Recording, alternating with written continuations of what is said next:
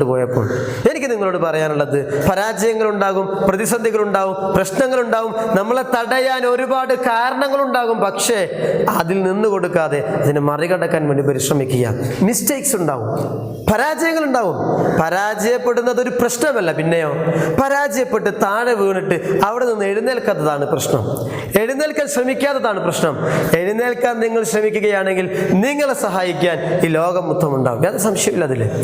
Mistakes when it happen, it will give pain, but years later collection of mistake is called experience. That experience leads to success.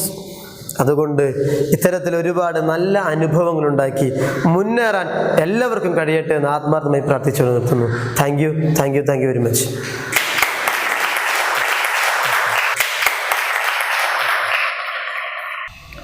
അപ്പോൾ പ്രിയപ്പെട്ടവരെ, നിങ്ങൾക്ക് ഈ class ഇഷ്ടമായി എന്ന് കരുതുന്നു.